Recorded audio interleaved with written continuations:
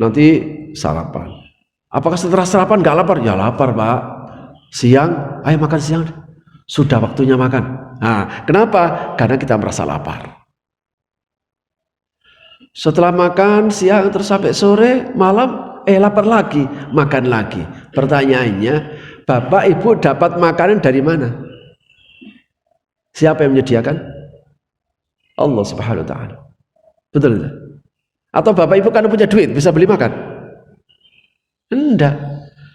Kalau seandainya Allah itu tidak menyediakan sarana dan prasarana yang ada, Bapak punya duit banyak ya gak ada gunanya.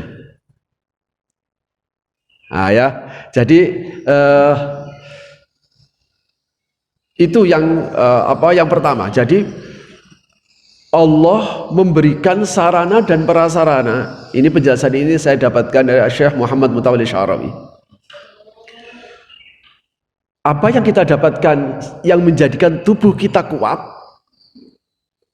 Muqawwimatul hayat. Sehingga sarana dan prasarana sehingga kita konsumsi yang menjadikan tubuh kita kuat dan bisa beraktivitas. Bisa beraktivitas. Ini namanya ni'matul ijad wa ni'matul imdadat. Itu istilah yang digunakan oleh Imam Ibnu Athaillah Sakandari.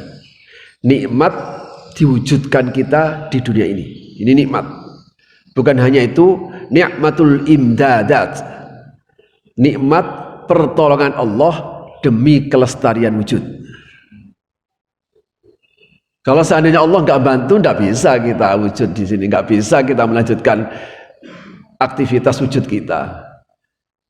Allah memberikan pertolongan begitu sangat banyak yang memungkinkan kita bisa menjalankan tugas kita di dunia ini. Ada matahari dan bulan, ada bumi, ada udara, ada makanan dan minuman yang sudah disediakan dari tubuh Tuhan dan lain sebagainya. Ini muqawwimatul hayat. Dan ini bukan hanya diberikan kepada orang muslim saja, tapi orang non muslim juga bisa mendapatkannya. Nah, puasa Bapak dan Ibu lebih dari itu. Bapak Ibu bukan hanya dikasih muqawwimatul hayat, diberikan sarana prasarana yang memungkinkan kita bisa hidup, tapi Bapak Ibu diberi isyraqiyat namanya, at-tajalliyatul ilahiyah. Satu kesadaran rohani yang sangat tinggi. Sehingga kita Allahu Akbar itu karena kita dikasih kekuatan oleh Allah bisa menjalankan puasa ini. Karena tidak ada ibadah yang secara real menyiksa secara fisik selain puasa. Oh, gitu.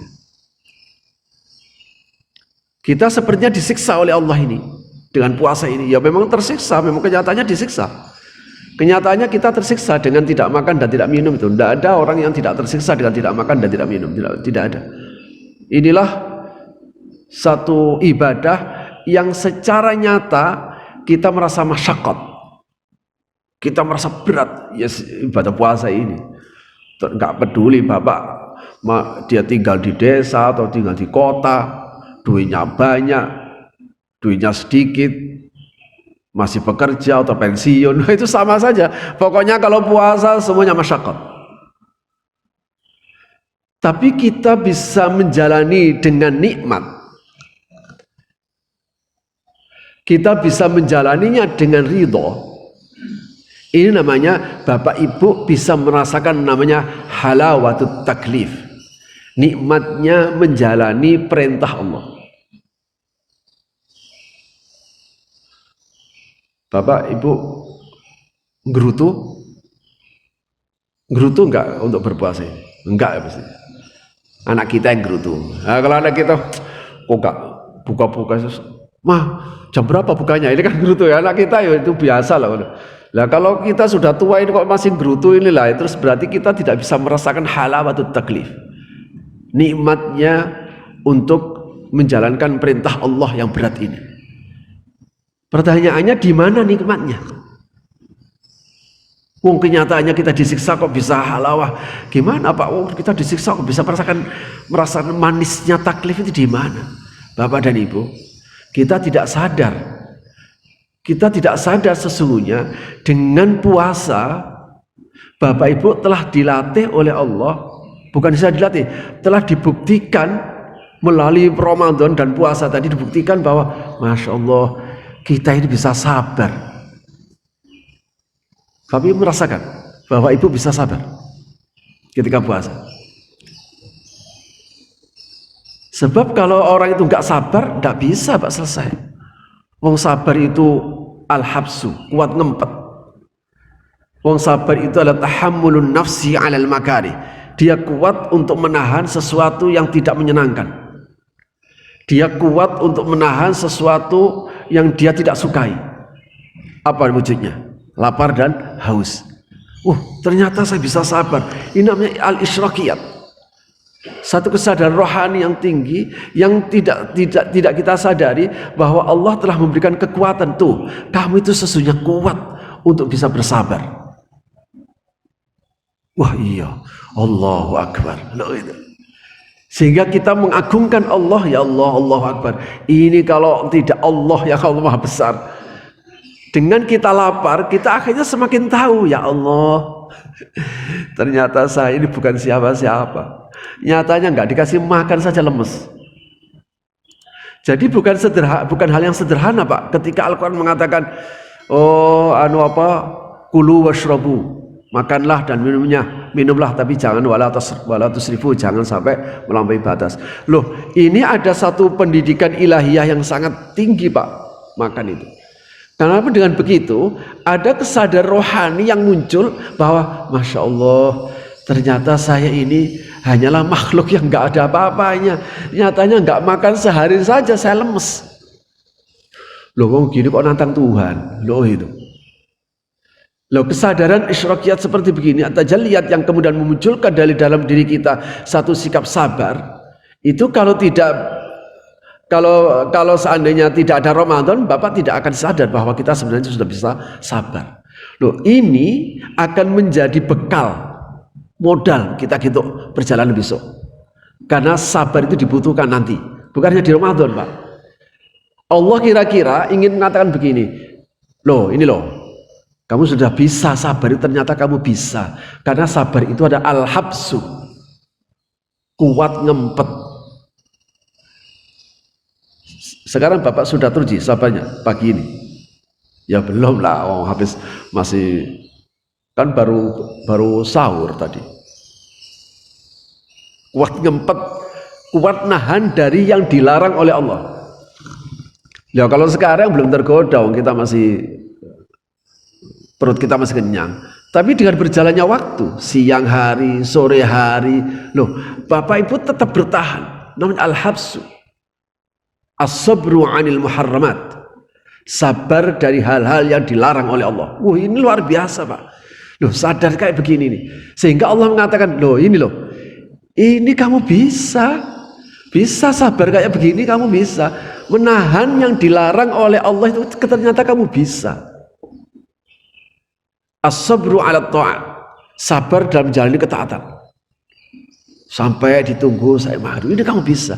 Bapak Ibu, Allah itu ingin membuktikan kamu itu sebenarnya bisa. Loh, kok kemarin kamu nggak bisa, kenapa? Loh. Makanya nanti ketika di luar Ramadan, maunya Allah, sabar yang kita tunjukkan di bulan Ramadan itu kita tunjukkan nanti di luar Ramadan. Itu isyraqiyatnya. Makanya kita perlu Allahu Akbar. Iya, memang benar Allah, kita ini adalah, saya bisa sabar. Wah, maha besar Allah. Kita mengagungkan Allah karena Allah telah memberikan satu pendidikan yang baik. Sebab apa Bapak dan Ibu? Tidak ada satu kesuksesan hidup yang bisa diraih oleh seseorang. Terserahlah, mau orang ngejar dunia juga butuh sabar, orang ngejar akhirat juga butuh sabar. Semua. Makanya sabar itu menjadi satu momentum, satu sifat yang inna dzalika min azmil umur. Satu termasuk perkara yang sangat penting di dalam agama. Loh, ini kita dapatkan melalui Ramadan. Allahu Akbar. Benar-benar Allah Maha Besar.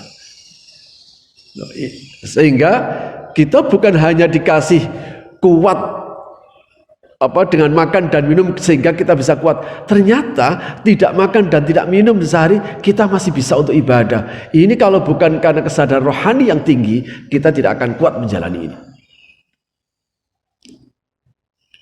Misalnya lagi,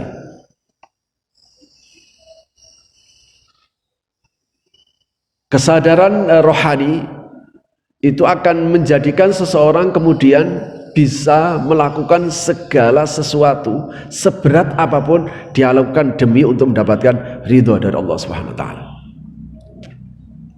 Ya, orang biasanya kan begini loh Pak. Ada satu sifat buruk yang dimiliki oleh semua umat manusia, ya mungkin termasuk saya. Umumnya orang ya, kalau kerjanya keras itu bayarannya gede. Jadi makanya saya pas di Amerika itu ada pekerja bangunan. Saya tanya gitu tuh gaji, jangan salah Pak Ustadz, itu gajinya lebih gede daripada orang kerja kantoran. Karena memang di sana itu gaji berbasis kerja. Umumnya kayak gitu. Ada nggak orang yang kerja keras tapi nggak digaji? Orang yang kerja keras kok nggak ada gajinya, pasti nggak mau orang. Orang itu kuat kerja, berangkat pagi pulang sore, berangkat pagi pulang malam, berangkat pagi pulang malam, setiap hari dia lakukan. Kok bisa kuat dia ini? Dari mana energinya? Oh, ternyata energinya nanti di awal bulan dapat gaji, itu energinya. Loh, kalau cuma itu energinya sehingga orang bisa kuat untuk melakukan aktivitas, maka nggak ada gunanya kita hidup ini.